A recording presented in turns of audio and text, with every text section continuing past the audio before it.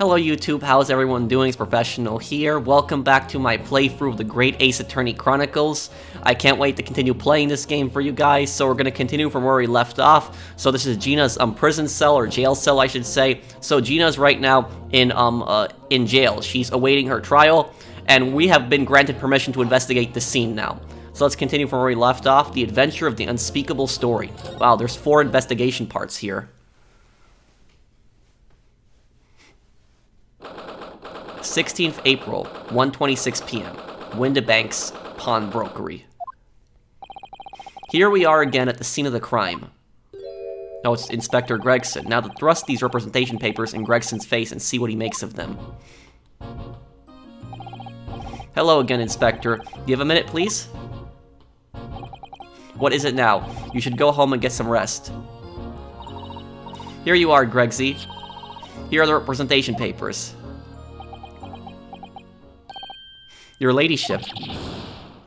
How? I don't believe it. How the devil did you get that stubborn little ragabash to sign that? I salute you. That is good work, that is. I can see you've been very busy here as well. How about some tea? It's a special blend designed to relieve fatigue. And again, he's been drinking that tea so fast. You don't want to burn yourself. Lovely. Let's see now. Yes, yes. I hardly feel tired at all. I'm fit as a fiddle, your ladyship. Would it be alright if we investigate the scene of the crime, then? Do as you please. You know where it happened. Through that door behind the counter. Yes, the storeroom. That's where I discovered Mr. Windibank and Gina. Right, well, I'll be getting back to business then. Will you be investigating in the storeroom as well, Inspector? If I'm perfectly honest, we need to wrap this up before long. Can't afford to spend too much time on it. But there are so many articles to go through. It's taking forever, even with the lads working around the clock. Which is a problem, because there's another case the Yard needs to investigate urgently. That must be what Lord Strongheart meant by far more serious matters before. So what I'm saying is, don't get under my feet, sunshine. Come then. Let's not waste any time. Okay, so now we've been given permission to investigate. Let's see about going in that door now. Behind that door is the storeroom, isn't it? That's what Gregsy said. And remember, Gina was locked inside. The door was locked from the inside, so... Yes, and that's where I saw the dreadful scene last night. Through the little window in the door. Yeah, that's where we saw the pawn shop guy, Mr. Windibank's dead, and Gina has a gun in her hand. What is going on here? Mr. Windibank, face down on the floor, with Gina besides him. As the accused legal representative, you have the right to examine the scene, Mr. Naruto. We must make a thorough investigation. Yes, of course. And we will. Behind that door, that's the real scene of the crime. Don't worry, if there are clues in there, I'll find them. Windibank's storeroom, okay. The storeroom where pawn items are kept until they were redeemed or forfeited. It's also where Mr. Windibank's body was discovered. So this is where the murder happened. 16th April, Windibank storeroom.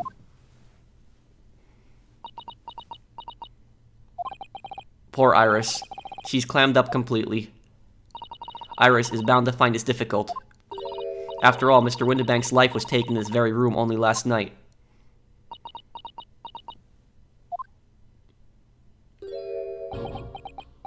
What's Mr. Inspector Gregson doing in here?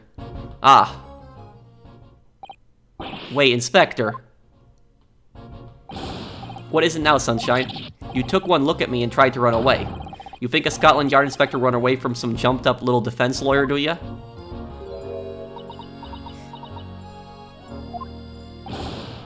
Well... I've never seen her ladyship looking like that before is the thing. I didn't know what to say to her. So you weren't running away from me, you were running away from a 10-year-old. I'm afraid this is a little too much for young Iris. Some gentle reassurance might go a long way, perhaps, Inspector. Eh?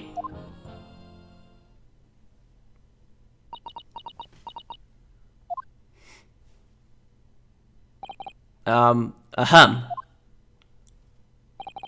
Don't trouble yourself unduly, your ladyship. I don't think that's really helping. I mean, at least you're not dead, are you? That's not helping.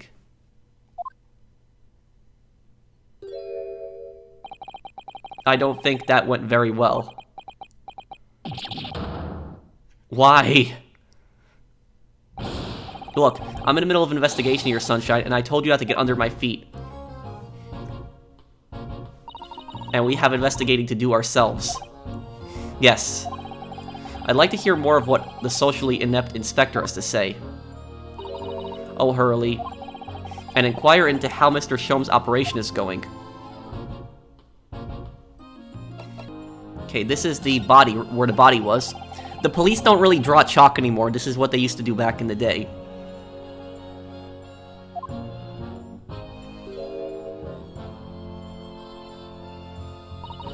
Poor Mr. Windibank. He was a nice old man. Well, he was shot just once through the heart. Most likely the fellow died instantly. He wouldn't have felt a thing.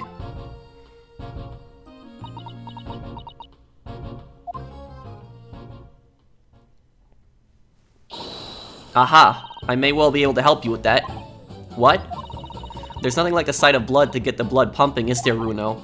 I have a feeling I'm not as bloody-minded as you, Iris. I'm afraid the sight of blood makes my blood run cold. There you have it, you see? When it comes to blood, we're all different types. Yes, what a scientific observation. So you need this. Oh no, what is that scary-looking thing? Hurley and I haven't actually come up with a name for it yet. But as soon as you see it in action, you'll understand what it does. Watch.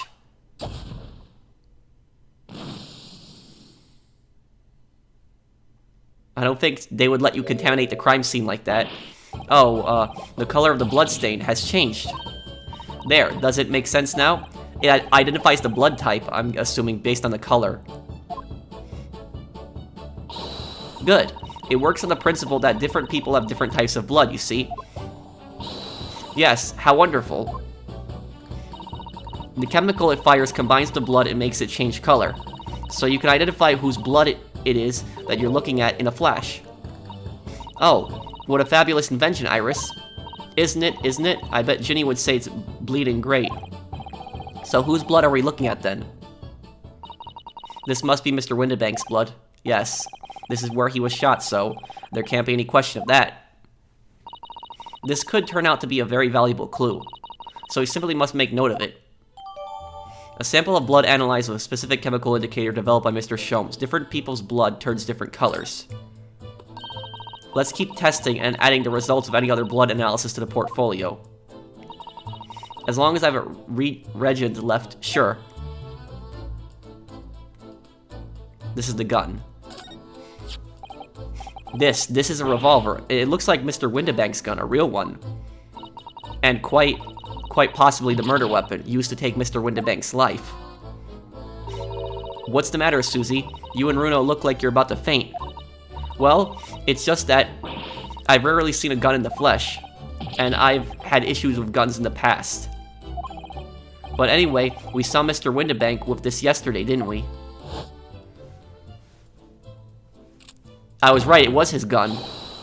I shall have to take my own life. So that's his, he was just, you know, he was just saying that because he felt like he failed in his order, but I don't think he was being serious. It must be the same gun. And last night, when I looked through the spy hole in the door to the storeroom here, you know, the only explanation I can think of is that this was a person that Mr. Windibanks trusted, because how would this person get in the storeroom and get his gun and then also shoot him in the back? Because it looked like he was shot in the back.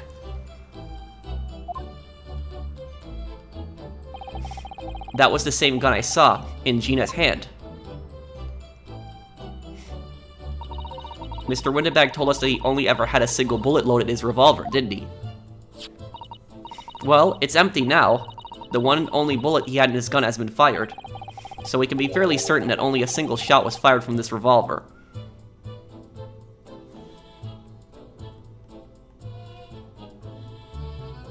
Let's look at this stuff first before we look at the chest. Look at all these articles that have been deposited. This room is stuffed full of them. I can't believe how many there are. A bicycle, a gramophone, musical instruments, even some enormous paintings. Look. Pieces of different people's lives quietly gathering dust in here together. There's something very peaceful about the atmosphere here. Or at least there would be, if not for the chalk outline on the floor and the policemen shuffling around. Yeah, bad line to say. Not much I can do about that, sunshine. Okay, let's see here. Okay, this chest is important, it looks like. Out of all the articles in the storeroom, this is the only thing that shows any sign of being ransacked. Ah, what is it, Iris? That's the box file that my manuscript was being kept in. Oh, so I knew that manuscript had something to do with this. This was a story that she hadn't published yet, Irish's unpublished story, The Hound of the Baskervilles. And for some reason, Susato knew about it. Surely that's not what all this. And Gina might have broken in here to try to prove to Iris that Sholmes was lying to her. Sorry, Iris, but if you ask me, he sold it. Without telling you. We must check inside the box. At once. Yes.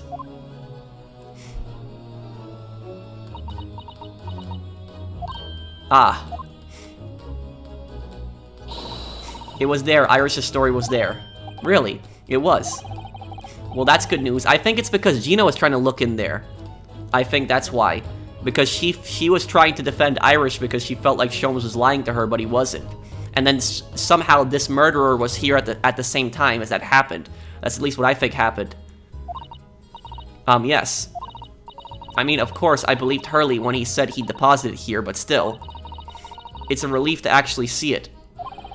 Really, because that's not a very well-hidden frown.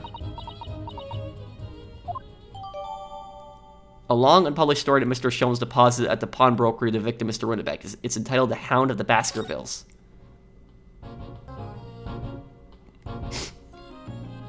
Oh, what's this? We can touch the crime scene again? Iris.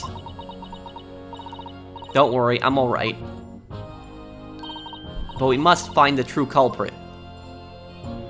Yes, absolutely. Okay. Let's talk to the inspector, the scene of the crime. So, Inspector, what do you make of the crime scene here? Sa, you've got eyes, haven't you? Use them. It is what it looks like, nothing more, nothing less. Iris, could you lend me a hand? So, Gregsy, what do you make of the crime scene here? Oh yes, your ladyship, do allow me to humbly explain. Look at how he just changes when he talks to Iris because he's scared she's gonna write something bad about him. Last night, at shortly after the hour of 1 o'clock in the morning, Scotland Yard police attended the scene. The one and only door to this storeroom was found locked from the inside. So it was locked from the inside. The lock appears to be broken now, though. Was that the police officers doing? Quite right, ma'am, quite right. We took the liberty of smashing the door in as humbly as possible. Oh. As you can see, the victim was discovered prostrate on the floor, thuswise. And next to the aforementioned body, we discovered the vile gutter child. Are you talking about Ginny? She's my friend, you know, Inspector. Miss Lestrade. The hapless girl was curled up on the floor, dead to the world. She's still alive, you know. Yes, when I saw her, she appeared to be unconscious. And I'm afraid to say she had the gun that was used in her hand. No. Presumably, it's the gun that's still down there on the floor now. In her pocket, we found the key to the door as well. What? The key to the storeroom? But how did the person get out of the storeroom? And you say the storeroom had been locked from the inside, Inspector. Correct. All of which leaves her ladyship's friend in something of a sticky situation, I'm afraid.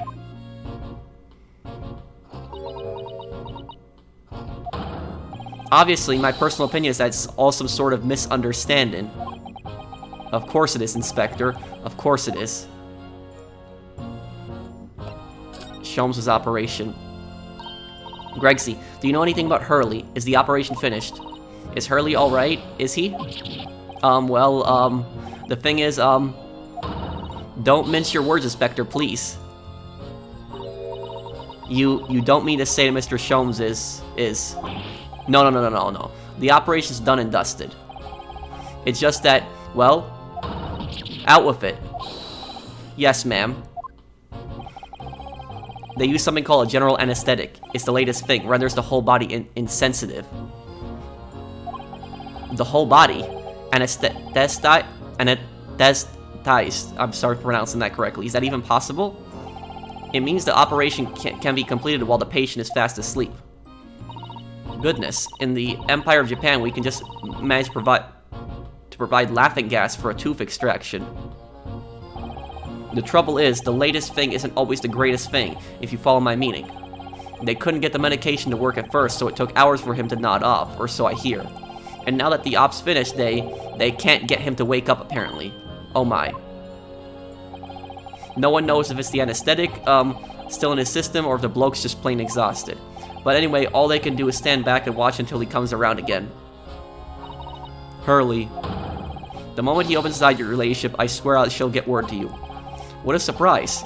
Even in matters of life and death, Mr. Sholmes has to do things his way. Let's see if we can present him with something here.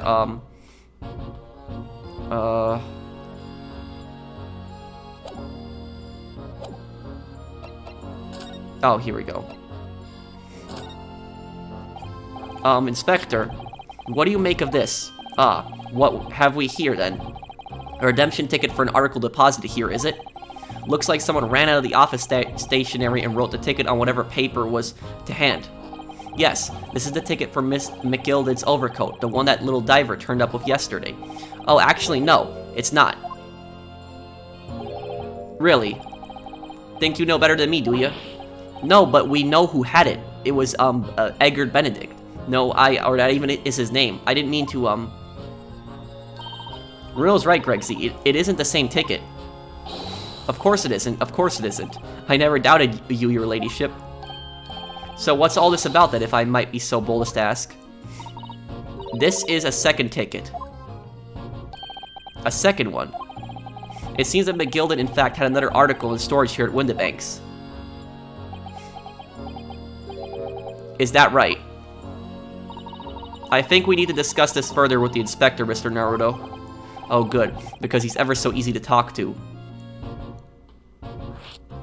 The second redemption ticket. Oh, so it was good that I presented him with that, because now we can get more stuff to talk to him about. This ticket was in one of the pockets of Mr. McGilded's overcoat. Eh? You mean to tell me? Yes, there was more than just the music box disc, it seems. I should have insisted on the lads taking it back to the yard and examining it properly. Well, according to the details of this ticket, Mr. McGilded deposited another article here with Mr. Windibank. Yes, I can see it written here. A small box, was it? Do you have any idea where it is, Gregsy? Any idea at all? It's another article belonging to Mr. McGilded. It could be an important clue. Well, yes, I suppose it could be. Please stop looking at me with those big turquoise eyes, all full of hope and expectation. It's too much pressure. I'll lose me marbles. I'll go barking. This is no time for dog impressions, Inspector. That's enough sauce from you, Sunshine. There is one thing that springs to mind. According to this ticket, the redemption deadline's already passed, hasn't it? Oh yes, of course. Articles are only held for 2 months. So the small box will no longer be in here then. That's right, it's been forfeited. Which means it could be on the shelf in the front of the shop, where the forfeited items are offered for sale. Yes, the shelves are in the front. We must search them at once. You're wasting your time. Oh? There are 24 little boxes out here. Hundreds even. We can't possibly know which one might have been McGilded's. That information's not written in the ledger. Well, I think we should at least have a look just in case. Of course, your ladyship, of course. Very sensible of you, I'm sure. This is getting old. Let's see if we can find that.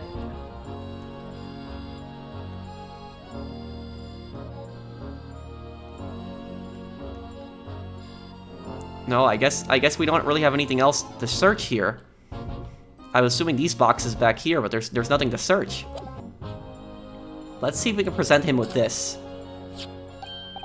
Is that what I think it is? Your ladyship's latest. Yes, my latest story. It's called The Hound of the Baskervilles. Ah, a most fascinating tale, your ladyship. Fascinating. And, I don't suppose... Would there be any mention of my humble self in the tale this time? Good question. I can't really remember. I see. Well, why would you, your ladyship? I'll just await its publication with eager anticipation. You needn't worry, Inspector. I'm sure if you do appear, you won't be doing anything particularly remarkable. You looking to be arrested, Sunshine? I didn't mean it like that. And even if I did, you wouldn't have bitten her ladyship's head off, would you?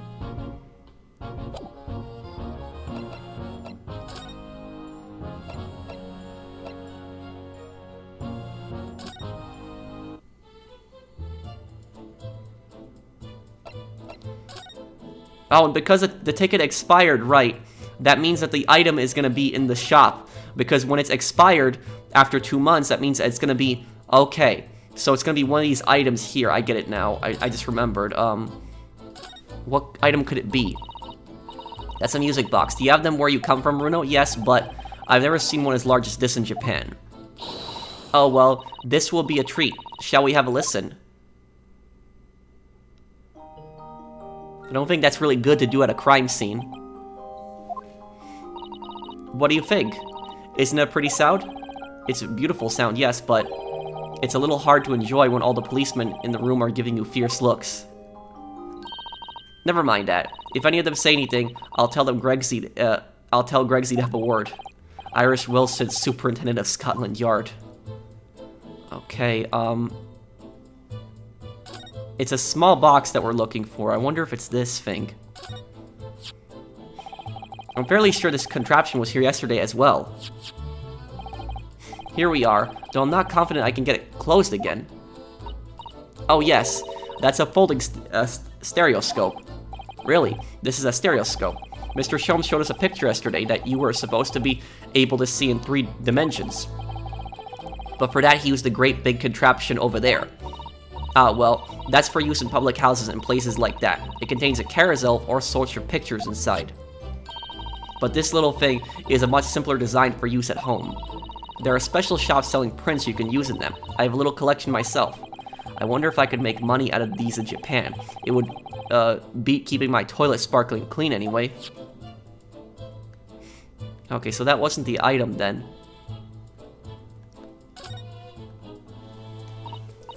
Yes, this is where all the items that have been forfeited by their original owners are offered for sale. That's right, they've all got little price labels on them, but there are so many. I wonder if the small box in his ticket for is still on the shelf somewhere. The box that McGill had deposited here just over 2 months ago. Even if it were, finding it promises to be very troublesome indeed. There are so many boxes, it could be any of them. Mr. Sholmes said a pawnbroker was the safest place to store anything, more secure than a bank's vault. So perhaps this small box of McGill has contained something of very great value. Well, if that's the case, he'd probably have kept it locked. So then, we need to find every box with a lock and break them all open. Hiya! I guess she did another Susato takedown. That sort of misconduct will get you arrested. I won't let that happen. This takes me back. It's been some time since Susato-san last threw me.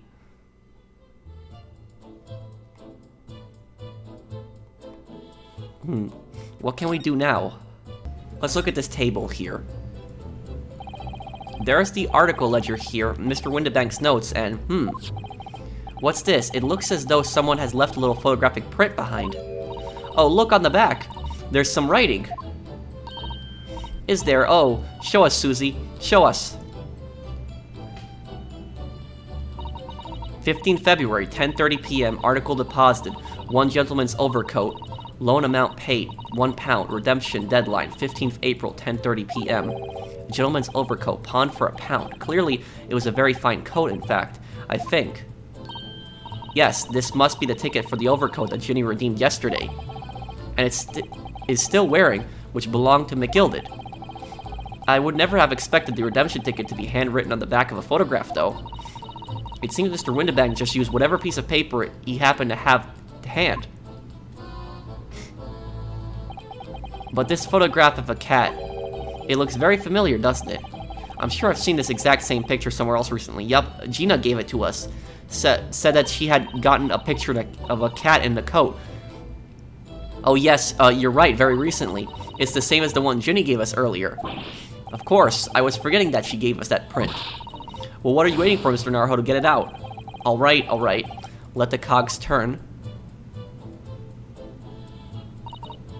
Yes, they are exactly the same. Are they really now? What do they signify?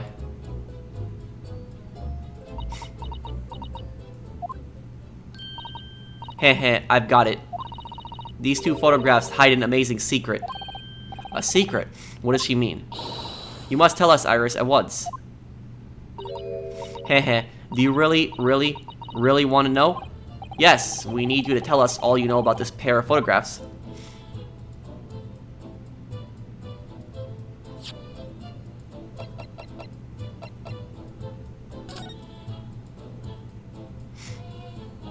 They hide an amazing secret.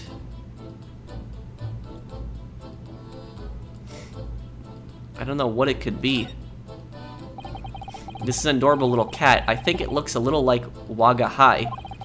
I always thought that cats like to curl up inside the heated kotatsu blanket when it snowed. Maybe British cats are different.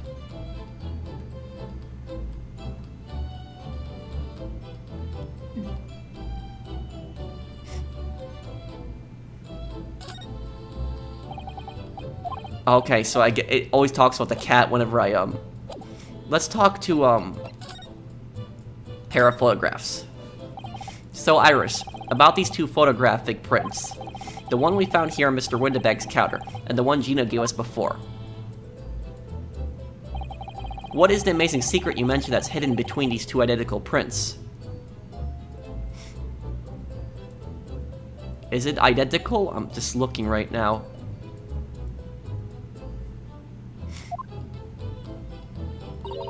Actually, that's not quite right. Sorry? If you look carefully, the two prints aren't the same. Not exactly. They're not. I knew there was something different. Have another look at them now.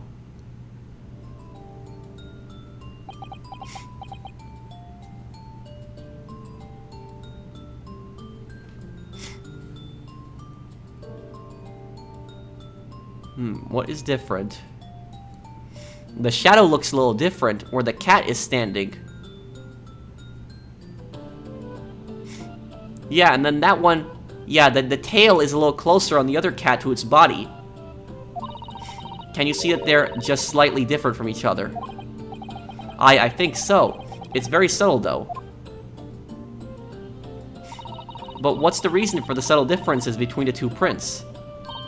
Ah, well, it's because they're a set, you see. No, I don't. This pair of photographs is meant to be used in a stereoscope. Everything in London is raving about them at the moment. Ah, a stereoscope. So it's that little machine that we found earlier. Why do I feel as though I've heard the word before recently? Oh yes, that's what Mr. Shom showed us yesterday. You see? There it is, just over there. Ah yes, of course. That magical machine that makes pictures look almost real enough to touch. Hey. Well, actually, it's quite possible to see the same depth in pictures even without one of these contraptions. What? Really? Do you know how a pair of flat photographic prints can appear to have any depth in the first place? No, I have no idea. Oh, wonderful. Then I'll be able to tell you. She's over the moon, bless her. Should we let her explain, though? We really need to carry on investigating the scene. I, for one, simply have to know how stereoscopic prints work. Have you ever considered, Runo, how our eyes see death in the world around us? Well, just open them, and it works. But the reason it works, because we have two eyes. Two eyes. Shocking. If you try closing just one eye at a time, I think you'll see straight away. What you see with your left eye, and what you see with your right eye, are ever so slightly different. You get a different view with each eye. Yes, the position of objects seems to shift slightly. Exactly. And in your head, your brain uses that shift to estimate depth as it merges the two views into one. That's how we can sense depth in everything we see. Ha, my brain really is amazing, isn't it? It does so much without telling me. I think I see. So the pair of photographs consists of a left eye view and a right eye view. Is that right? Oh, well done, Susie. You're so quick. So, if you can persuade your brain to merge the two pictures together in your head, you'll be able to see a depth in these prints. Yes, Runo, you're beginning to understand. And the stereoscope's function is to act as your brain and allow you to do just that. Yes, but as long as you have the two images, two eyes and one brain, you could actually do it yourself without needing a stereoscope at all. You can, really. How to view stereoscopic prints. Let's try it. Let's see if you can view this pair of prints without the help of a stereoscope. Oh yes, I'm dying to have a go. Suzato-san really loves this kind of thing. You need to be able to cross your eyes. That's the main thing. Can you both do that? Cross my eyes? I think I can.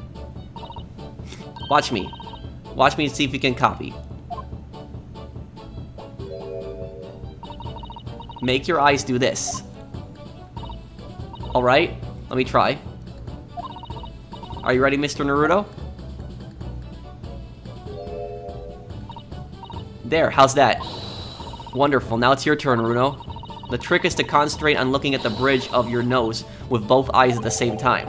Not exactly an easy task, these two people are staring at you cross-eyed. Alright, that's enough practice. Now let's try looking at the prints.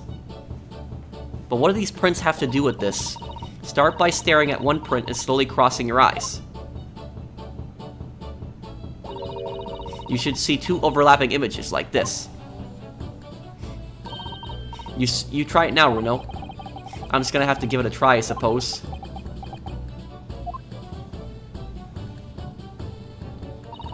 Did the print split in two images for you? Now the next step is to put the pair of prints side by side like this, and then try crossing your eyes again. The prints should slowly merge together until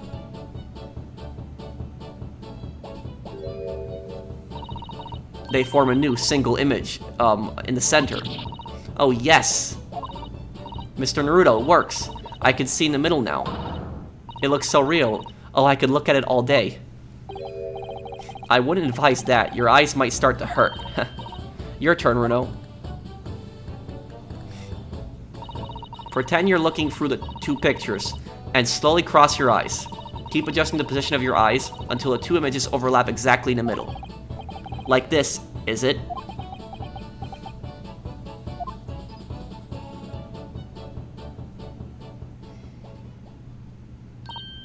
There, you managed it. So now you know how stereoscopic images work. Well, I don't know who discovered it, but it really is quite extraordinary.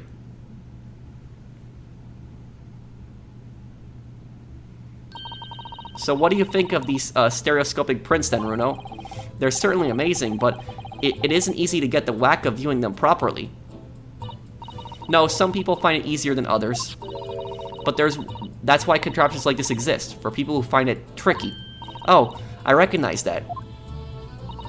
We saw one over there yesterday, didn't we? Oh, we just looked at it a few minutes ago, too. If I remember correctly, you press this little knob here. then set the pair of photographs in the stand at the back end. It's still amazing, even though I know roughly how it works now. Well, London seems to agree with you. Stereoscopes are very popular at the moment. You can find one of these folding contraptions in lots of households in the capital currently. But if these little machines are so affordable, surely there's no need to go around staring cross-eyed at pictures like you hate them. Huh. But it's much more satisfying to be able to see the effect with your own eyes. Well, I think so in any case. Stereoscopic pictures. I never ever heard of them until yesterday. We've certainly learned a lot about them, but I wonder if it's knowledge that I'll ever actually need. Photographic depicting a sweet little white cat. I feel as though I have another print just like this one. So that's an important clue. Is there anything in here that we missed?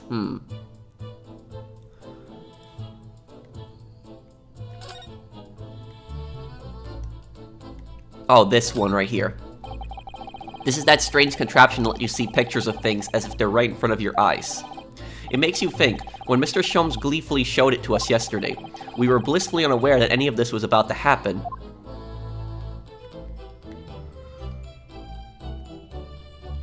Let's talk to this police officer here. This officer has been staring intently at the wall since before we came in here. Shh, keep it down. Oh, sorry. There's a major clue just here. Really? Then we must tell Gregsy at once.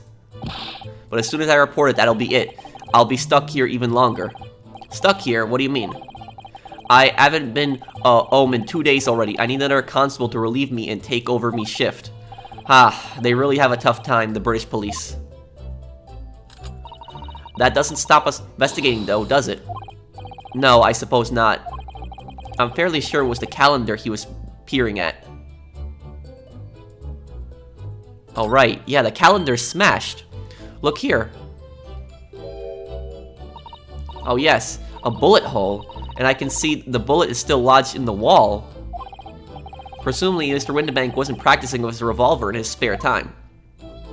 But are they certain that that bullet was the one that came from Mr. Windibank's revolver? Because it could be another bullet that hit Mr. Windibank.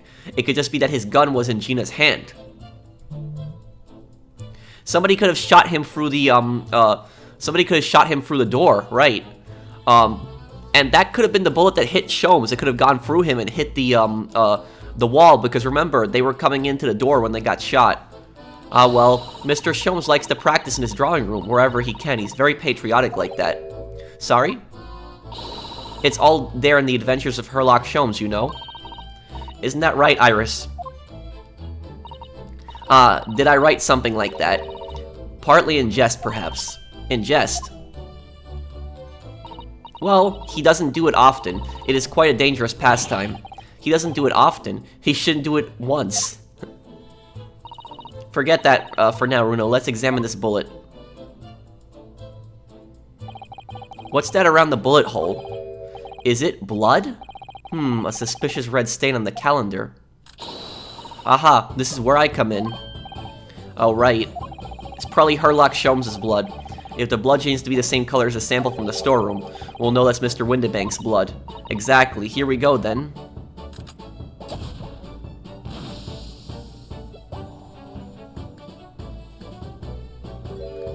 Green. It's completely different to the color that Mr. Windibank's blood turned in the analysis. It just goes to show, things don't always go according to plan, do they? Nevertheless, we must add this sample to the results of the other blood analysis.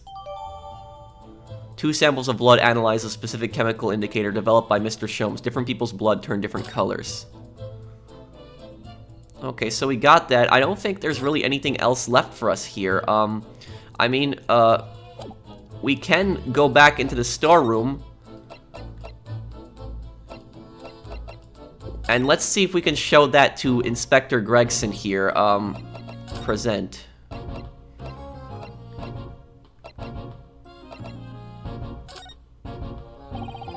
Inspector Gregson, could you give me your opinion about this, do you think? We don't tend to share sunshine, not with the general public, In that case, Gregson, how about some herbal tea? So I guess I couldn't show him that.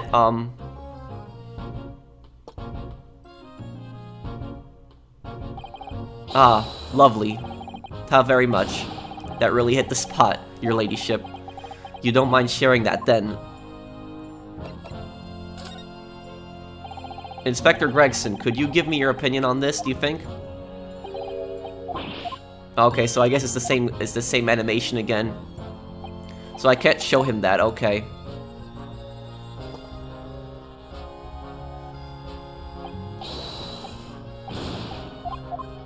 Okay, let's move then.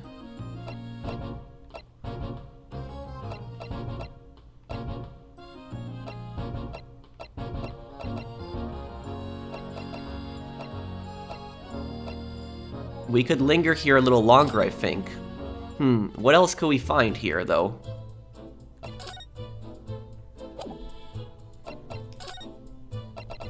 I wonder if I could show her the blood samples.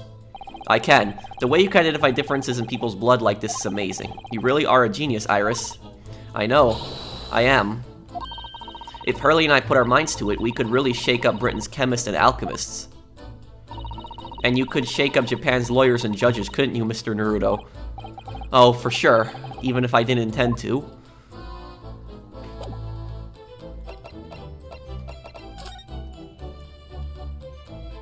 Is there something that I missed? Oh, this table? That ledger that's open on the counter there really is enormous, isn't it? It must be an awful lot of work to keep track of all these hundreds of items in pawn. It's too much to think about. Better to sell it all and have a clear head if you ask me, but clearly Mr. Windibank was very careful when it came to the articles in his care.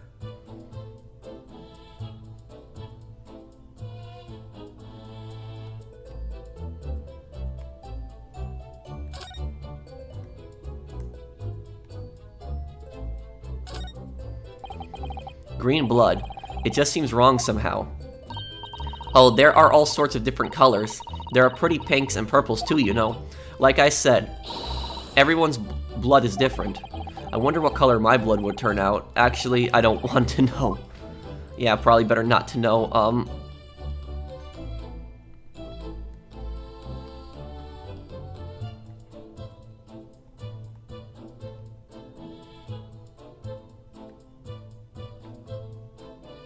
I don't think there really is anything that we missed. I think we got everything here.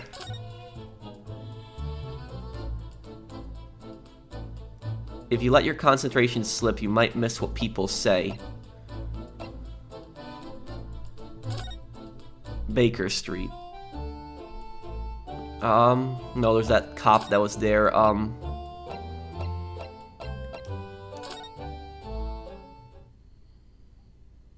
Oh, I guess, nope. Sholmes still isn't awake.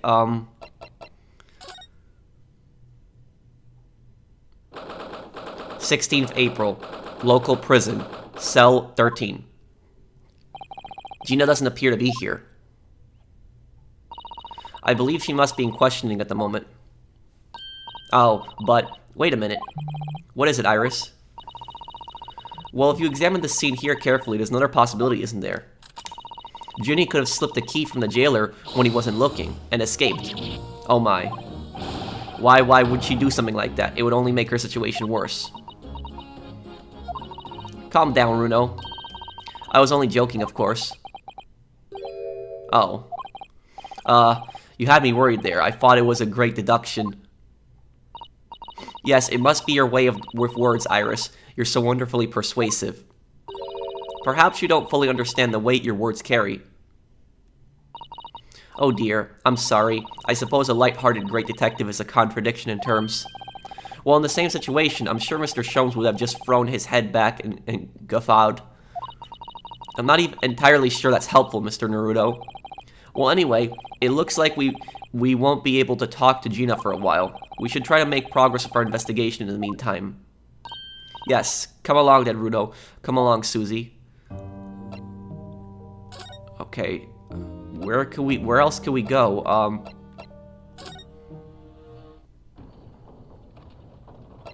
Okay, we can't go to Lord Chief Justice's, Sholmes' suite. No.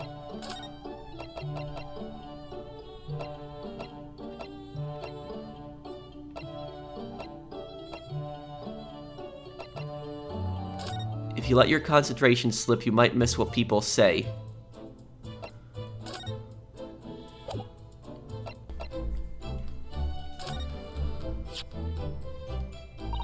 Oh, my manuscript. Mr. Shom said he deposited at Windibanks, and he had. But it's so strange. What is it about this particular story? I worked so hard on it. Why would Hurley say I can't publish it? I'm afraid I have no idea. All you could do is wait until he's ready to tell you, I suppose. Oh, maybe. It's because Hurley isn't in it enough. Maybe I didn't give him enough good lines. Yes, maybe. I don't think that's it. I think there's something else with that story. I wish I could say that definitely isn't the reason, but I can't.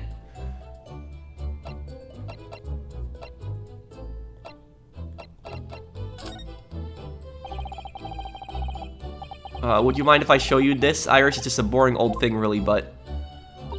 Oh, I don't really like boring things. It looks like Japanese modesty is easily misinterpreted by young Western children.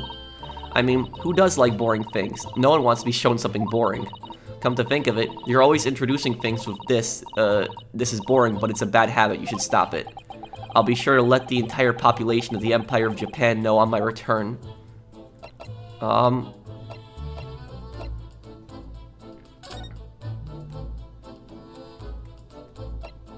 Okay. Mr. Windibanks, blood is blue.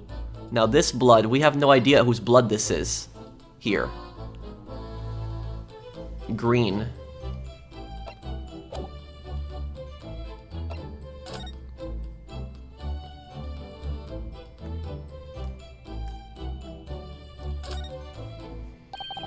The Hound of the Baskervilles. How did Suzato-san know the exact title of this unpublished story? I suppose we'll just have to wait until she's ready to explain it to me. I'm so sorry. Yeah, how did she know the title of the story?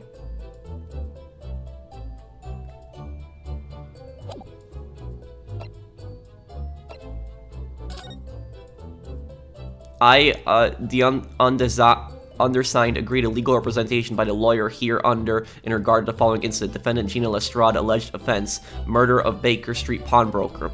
Date of trial 17th April, 10 a.m. Attorney-in-law Ryunosuke Naruto.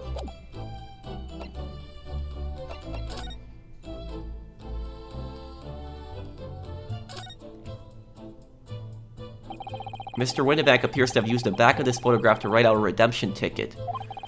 He's written on it very neatly, but still, perhaps he ran out of paper, so had to use anything he had to hand. It's hard to know what the front and what the reverse side now.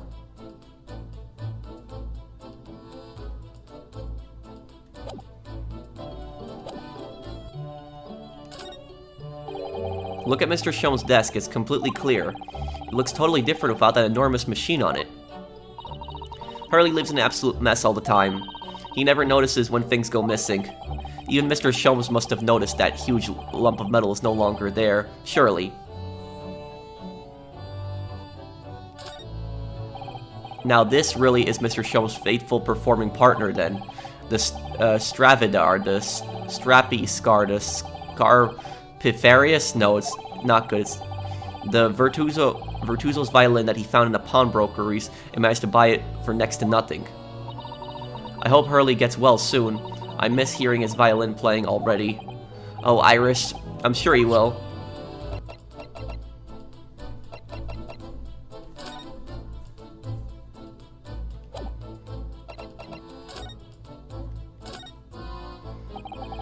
So this is the second of the two photographic prints of the cat, and it really does look like Wagahai. It looks exactly the same as the first photograph at first glance. I suppose that's what's so compelling. Actually, now we have both pictures. I could have another go at viewing them as a stereoscopic image. Oh, I had to do this, then. So I need to cross my eyes and try to get the two cats merged in the middle as one. It's such a hard thing to do. Whoever thought of this in the first place must have spent a long time staring.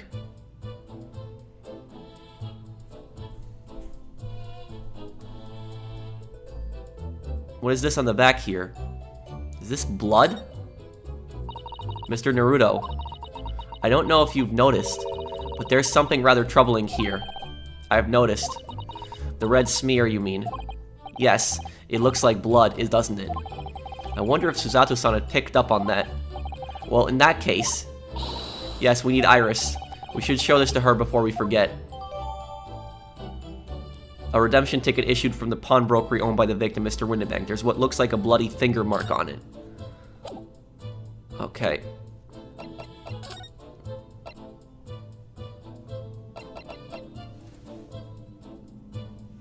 Let's show this to Iris. Oh, that looks like blood. I would say it's from a gloved finger. Almost certainly a glove made of leather. Well, don't worry, Runo. You can leave the rest to me.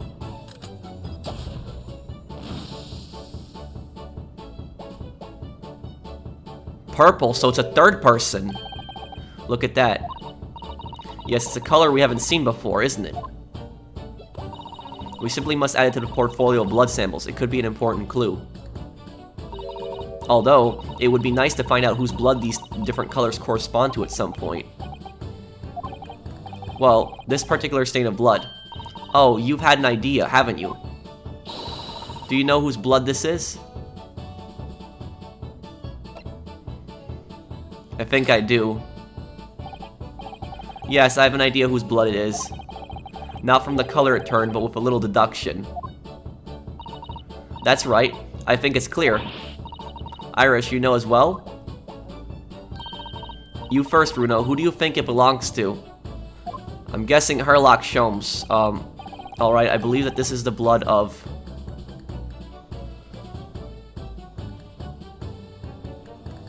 Okay, it's not...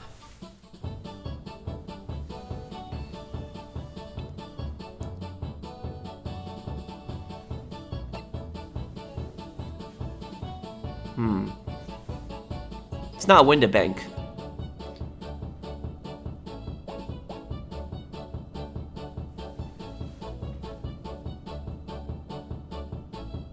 I'd say Gina. Oh my, you think this is Gina's blood? Yes, it was Gina who brought the ticket here, the Windibanks, after all. Sometimes the simplest answer is the right one. But Gina doesn't own any gloves, at all. Oh. And Ginny wasn't injured either, was she? Ah. We're trying to work out who the blood came from, so we can rule out anyone who hadn't been bleeding straight away. Perhaps my answer was a little too simple. I'll have to think about this through some more. Who do we know is bleeding at the time? Alright, I believe that this is the blood of...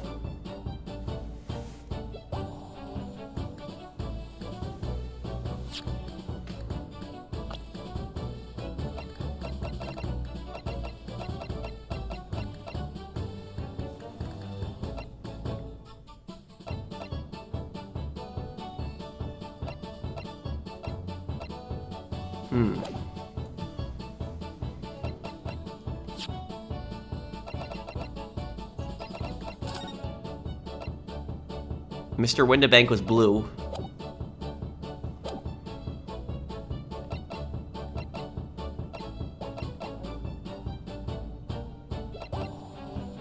I'm gonna say the maybe Mason, because McGilden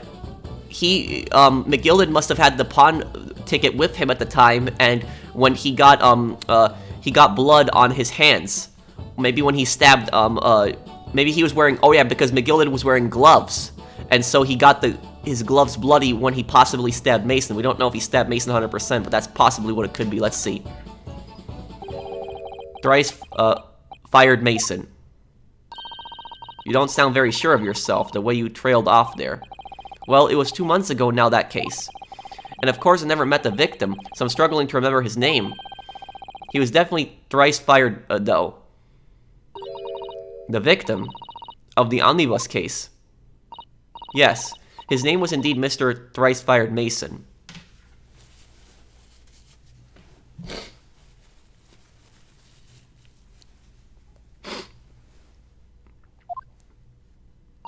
But that would mean that this bloodstain was left on the ticket 2 months ago. Yeah, it was. Yes, I think it was. Gina brought this ticket here to Windibanks yesterday. I'm suggesting that the bloodstain was already on it at the time. So it's a smear of blood from the time that Mr. Mason was killed 2 months ago. The blood would look a lot different, though. After 2 months, it would be black if there was anything really to see. So it wouldn't be it wouldn't really be like, you know, bright red like that. That's right when blood is bright red right when it happens, but over time it turns kind of a blackish color. Something else is coming back to me now.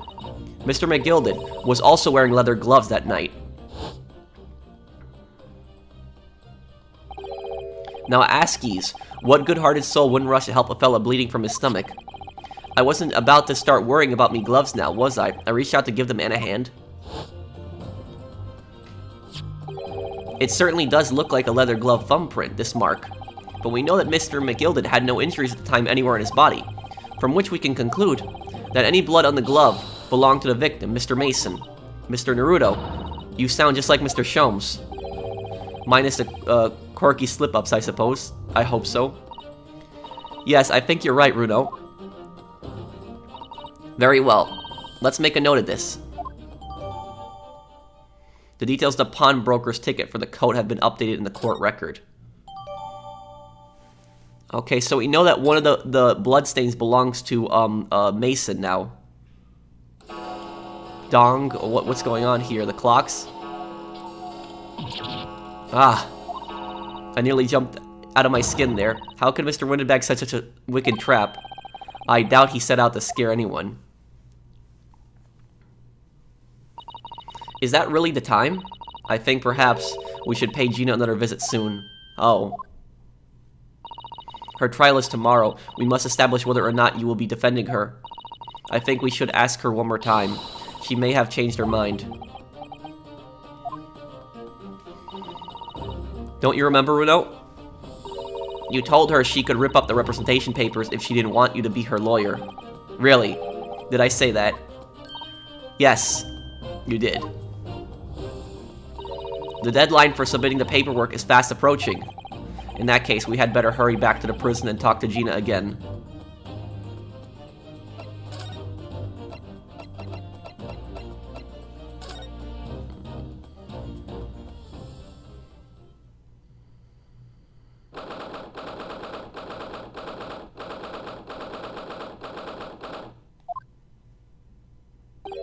Ah, Gina, good. You're back. Ah.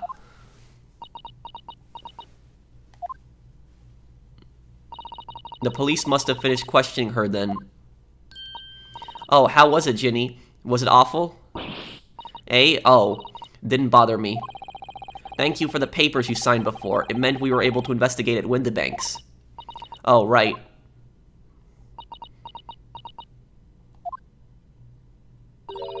Don't you want to know how we got on? We've been ever so busy. What's the point in asking? Won't change what everyone's saying, that I did it. That's not... Gina, we came to ask for your final decision. Eh? What decision? About tomorrow's trial. Will you let me defend you or not? I must submit the paperwork now if you'd like Mr. Naruto to represent you. Right. I see. She's really lost her fight all of a sudden. But I know what that feels like. The worry is just so hard to bear.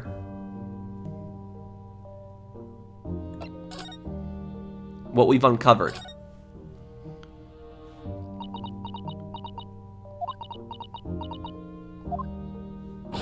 Oh, alright then. Blimey, give it a rest with them eyes, Iris. So come on then, fill us in. Who done it? Unfortunately, we don't know that yet. You don't say. We don't know yet, Gina. But Mr. Naruto and all of us know that you are innocent of this crime. And while we haven't yet managed to work out who the real culprit is, there are a number of interesting facts that we have managed to establish. Oh yeah? Like what? Well, for example, the reason for you being there in the first place. I think I know why you broke into Windibanks that night. It looks like I'm going to have to take some evidence that clearly reveals the reason. And thrust in Gina's face. She's the one who probably opened up the chest with the manuscript.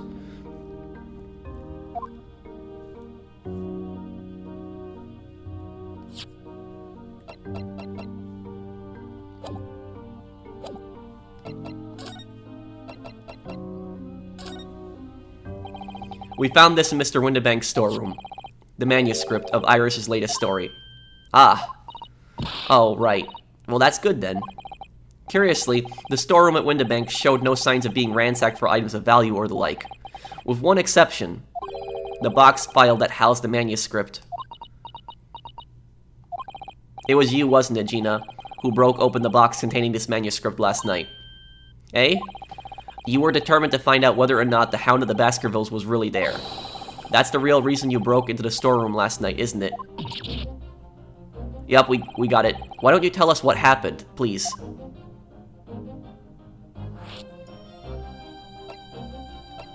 Let's ask representation in court. We already have the representation papers and other documents we need. All we have to do is hand them to the court clerk. That is, if you'll allow me to represent you in court tomorrow. Nah, don't bother. Ginny. Rip them up and chuck them, would ya? Them representation papers or whatever they're called. This cell ain't fancy enough to have a bin.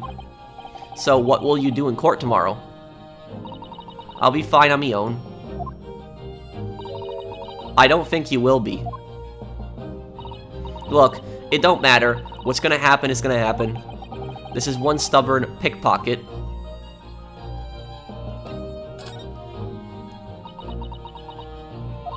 Alright, yeah. This Baskervilles story. It's the latest Sholmes adventure, right? But it ain't been printed yet. So I figured it's gotta be worth a fair few pieces of silver, right? Oh yes, at least 5,000 pounds. What? So you intend to sell Iris's manuscript, did you? No. Ginny, how could you? What? Wait, no. Hang on. Because I weren't gonna sell it. All I wanted to do was find out if the manuscript or whatever you call it really was there or not. That's the only reason I was in the place. For Iris's sake. Isn't that right? Ah. We knew why you done it from the start, Gina. Of course we did.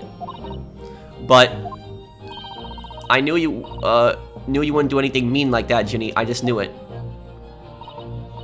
Well, when I saw the manuscript in the storeroom, it reminded me of what you said the night before. Grown-ups do a lot worse than that, believe me. Barefaced liars, a lot of them.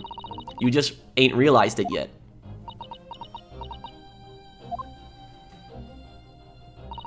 I'm telling you, that mantle script ain't at Windibank's. You'd soon see if you had a look. If I'm honest, I have wondered if Hurley is telling me the truth sometimes. I mean that I sometimes wonder if he might have hidden my manuscript somewhere I don't know. Even though it's wrong of me to doubt him.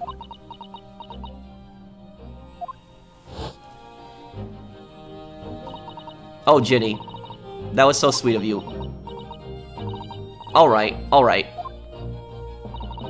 I'll tell you why I did it. Just stop looking at me like that, Iris. Reason for breaking in. It weren't because of Iris, that's not why I did it. I just wanted to know the truth, that's all. You wanted to know if Mr. Sholmes was being honest, if he'd really deposited the manuscript at Windibank's. It's like I told you the night before. I never had a father.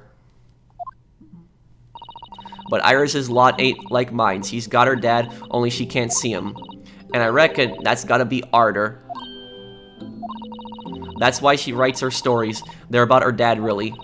That's what it sounded like to me anyway, last night when I was listening to what you were saying. Stories about Daddy. You mean, they're not the adventures of a great detective, so much as the adventures of a great detective and his trusty partner.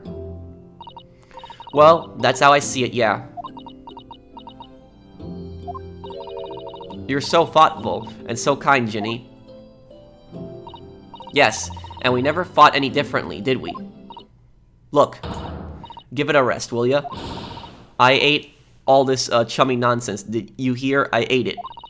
I don't trust no one, right? That's how I work. Because if you don't trust no one can let you down. So leave me alone. Go on, Scarper. Well, she's not happy. I hadn't noticed until now, but it's unmistakable. Right there on both sleeves of that overcoat are some very suspicious red stains. What? What are you looking at me like that? I think it might be worth presenting some of our other findings in that area to Gina now. Is that blood on her? This is getting kind of weird now. This story just keeps,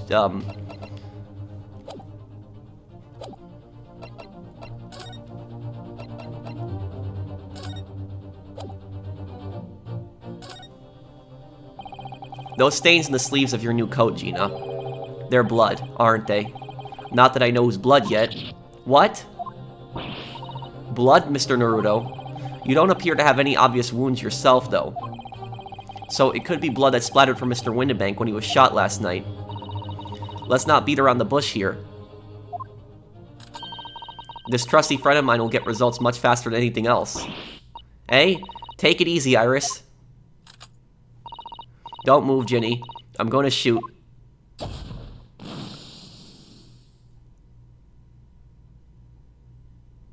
If it turns green, that's Mr. Windibank's. No, it's purple. Wow, and look, there's blood that we hadn't seen before. Wait, purple blood? That's Mason's blood. Oh my. What the? Forget the sleeves. The whole coat is covered in blood. Of course. The back color of the fabric was masking the stains. That's why we haven't seen them until now. And the blood has reacted with the chemical to turn a purple color, which matches one of the samples we already collected perfectly. Yes. Now let's see. Who had the purple blood? Aha, yes. It was the brickmaker, Mr. Mason, the victim of the murder case 2 months ago. I knew it. What? What are you all on about? The victim, what do you mean?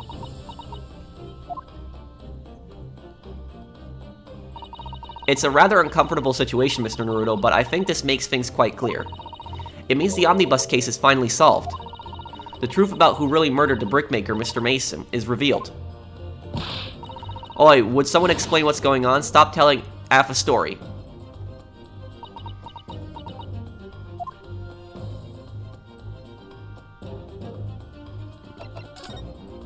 The truth of the Omnibus case. We can see now that the victim's blood is all over Mr. McGilded's overcoat. McGilded looks like he did it, but in a trial 2 months ago, the defendant said this in his testimony. Now I ask yous, what good-hearted soul wouldn't rush to help a fella bleeding from his stomach? I wasn't about to start worrying about me gloves now, was I? I reached out to give the man a hand. But if you look at this overcoat now, it's clear. These stains couldn't have arisen from McGilded trying to pull the victim to his feet. That is from some stabbing somebody else. The blood's gonna get all over you. And also, here's the thing: when somebody stabs someone else, oftentimes what happens is that in the process of stabbing someone, the person that's stabbing actually gets stabbed themselves, because they're stabbing so many times they actually get their hand cut on the blade. Unless, of course, they're wearing gloves. So that's why McGilded's hand didn't get cut, but all of that stabbing, you know, that would be, or it was a single stab wound, I think. Actually, it was a single one, right? But even with a single stab wound, that would just be, is Mason in here even? No, I can't, he's not in here, but I think it was a single stab wound, but even with a single stab wound, in the right spot, that could be a lot of blood. These stains couldn't have arisen from McGilded trying to pull the victim to his feet. No, if that was what really had happened, the blood wouldn't have splashed all over the front of the coat. The only explanation for this pattern of blood is that it splattered over McGilded's coat when he stabbed the victim in the stomach. I've tried to run from the truth for long enough, but there's no escaping it now. The true culprit in that case, Mr. Mason's killer, was Magnus McGilded.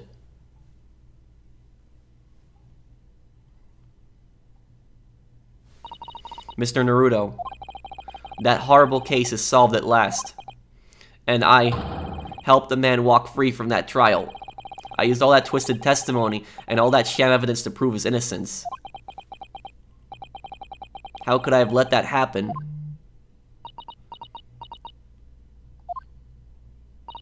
Runo, did you believe him, though? Did you believe McGilded was innocent?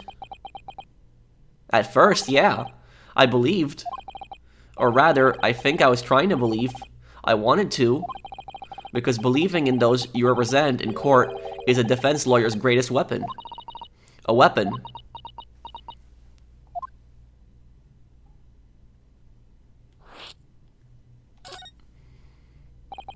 Before we came to Great Britain, a great friend of mine taught me a valuable lesson. You mean Kazuma-sama? Listen, Ryunosuke. We lawyers are only human. We can't know for sure what is the truth and what is a lie. Which is why we must resort to our primary weapon. An unwavering belief in our clients. That's all we really have. Unwavering belief. Only when we truly believe what our clients tell us can we fight with everything we have for their cause. In any battle, there can be no victory without faith. So I believe you, unwaveringly.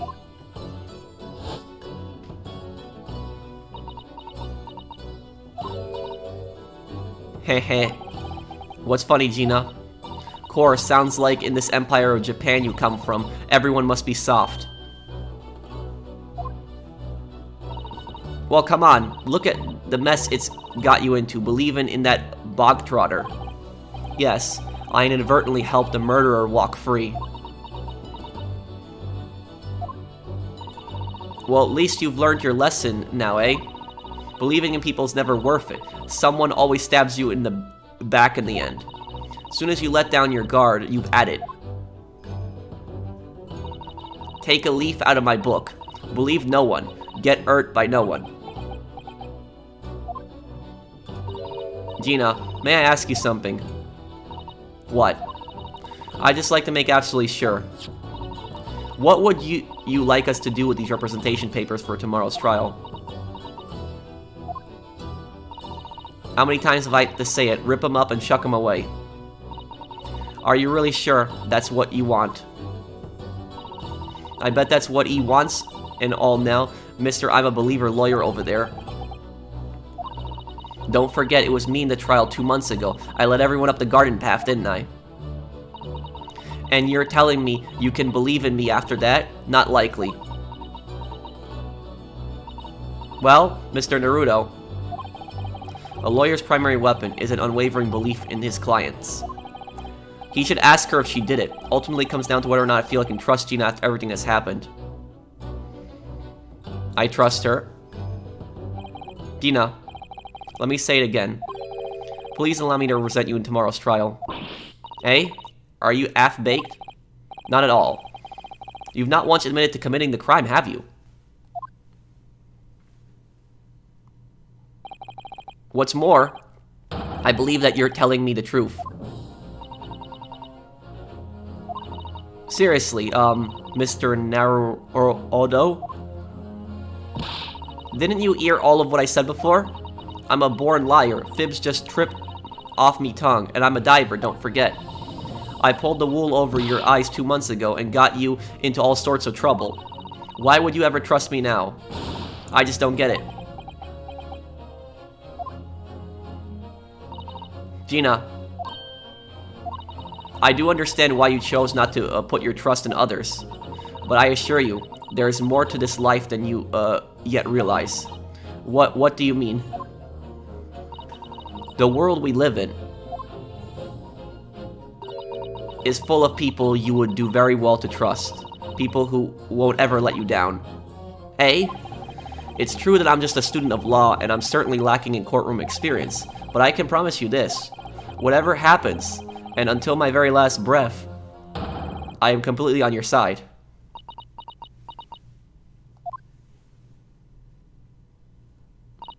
What? What do you expect me to say to that?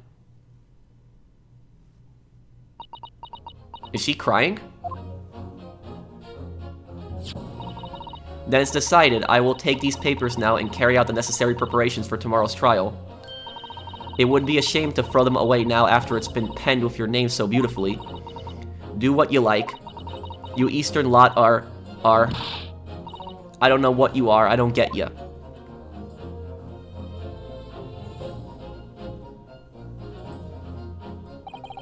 Gina's taken herself off to to the back of her cell, she'd never admit it, but I hope she's feeling relieved. That turned out alright in the end, I think.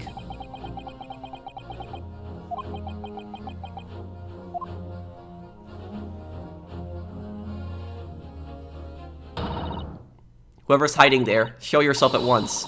Eavesdropping is the height of cowardice. Miss Susato? Somebody's there in the shadows. I can sense it. Somebody who wasn't there before. What? Blimey, you're sharp, eh?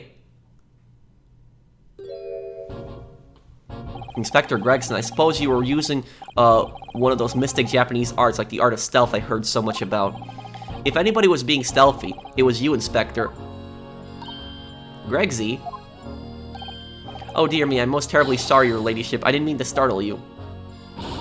How long have you been listening in on our conversation? Good grief, listening in? No. I just got word that there are some visitors who are refusing to leave, even though it was after hours. I assure you, your ladyship, I only just arrived this very minute, not a moment earlier. That's all it is, nothing untoward, nothing at all. After hours. Is it that late already? So then, I'll humbly excuse myself now, your ladyship. Ta-ta, toodle, oh, cheerio, all the best by and by. That's a lot of farewells, and not one of them appropriately for her ladyship. Oh, but I wanted to have a chat. I'm terribly sorry, but my time is pressing at the minute. Oh, I see. That's a shame. If I don't get this emergency at the Supreme Court dealt with sharpish, Lord Strongheart will, well, emergency. Lord Strongheart? Nothing, forget I said anything. Anyway, I'm off. Alright, Gregsy, if you have to, but let's chat soon. What is this emergency they keep talking about? Delighted, charmed, can't wait. If you please, my pleasure. That's a lot of pleasantries, and not one of them sounded sincere. Gregsy's so funny, he says such silly things. It's certainly entertaining to see an inspector of the police fawning to a 10-year-old girl. But anyway, I wonder what this emergency is at the Supreme Court. I must attend the court's clerk office now before it closes. Yes, of course. Thank you, Miss Susato.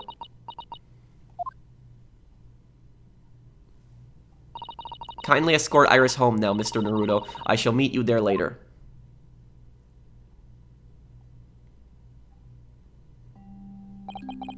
And so our investigation came to an end.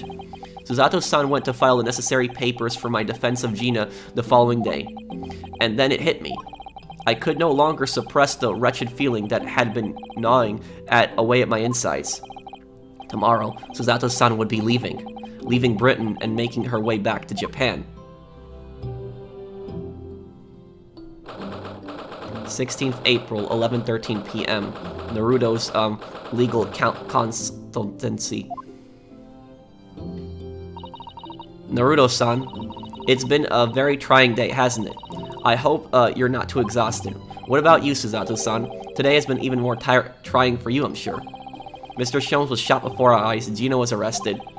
All on the back of the news that her father has fallen ill and that she must return to Japan at once. I hope your father recovers soon. Thank you for your kind words.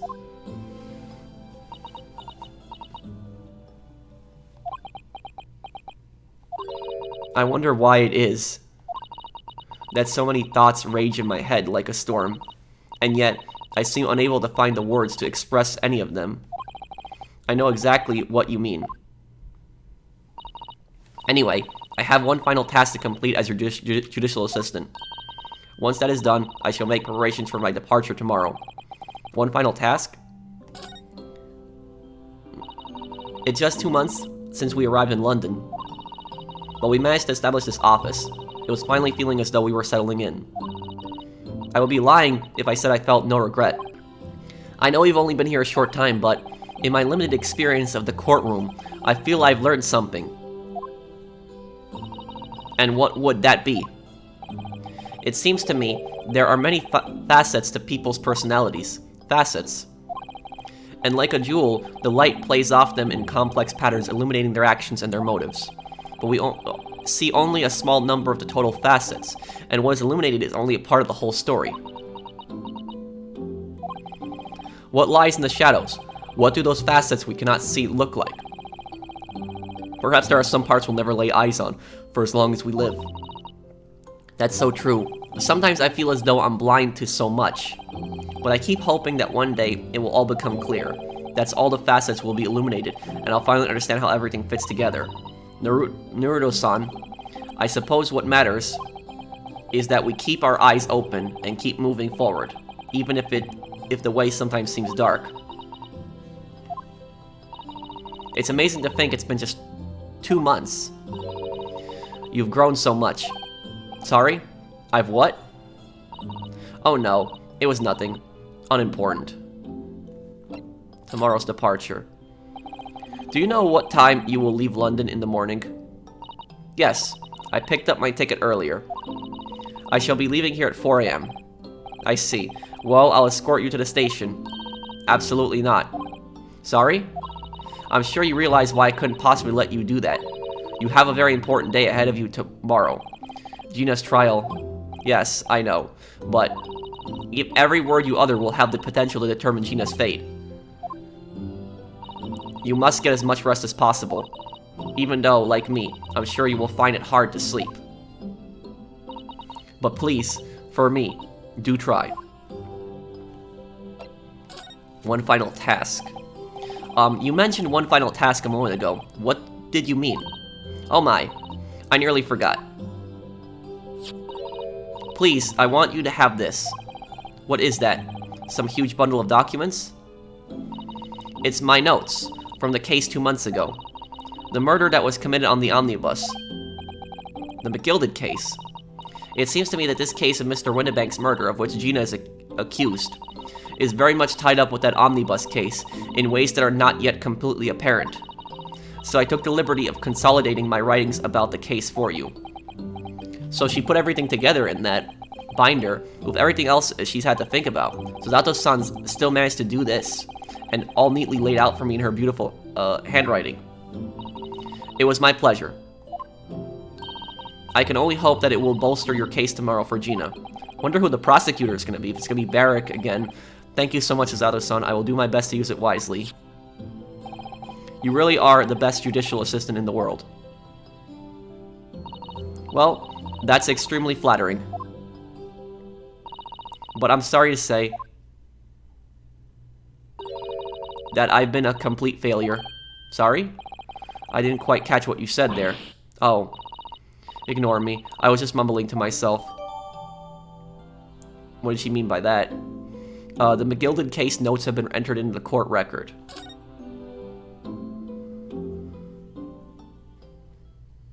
Well, it's getting rather late. I think you should go to bed now, Naruto-san. I must finish packing up my things in my room.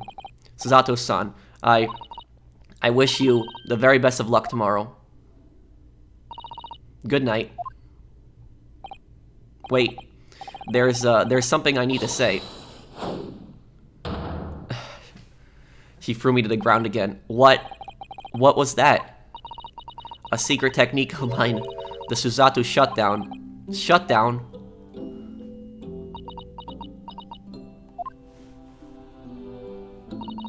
Please, I implore you. If we have to voice our goodbyes, I won't be able to hold back my tears.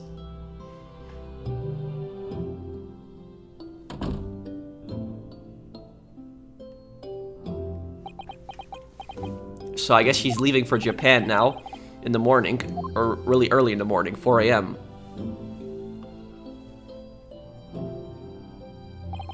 It truly had been a trying day. On our feet for hours, getting Gina to open up to us, and learning the truth about that nemesis of a case. Physically and mentally, I was exhausted, and yet the idea of sleep seemed impossible, but I forced myself to close my eyes, and as a cacophony of scenes of our lives here in London played through my mind. Eventually, my fatigue triumphed, and I fell into a deep sleep.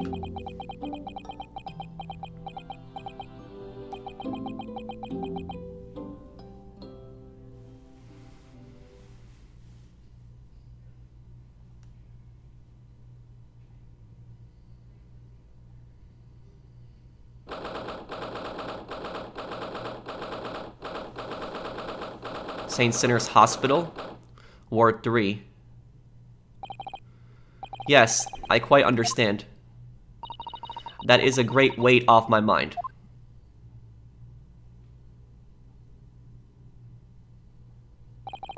Rest assured, I shall put everything in place exactly as we have discussed. Thank you so much. It has been an honor and a pleasure to be acquainted with you, Mr. Sholmes. On the contrary, the pleasure has been mine. I bid you farewell, and Godspeed. My dear madam. Wonder what she was talking to Mr. Sholmes about. That's something important there. What did he put in place?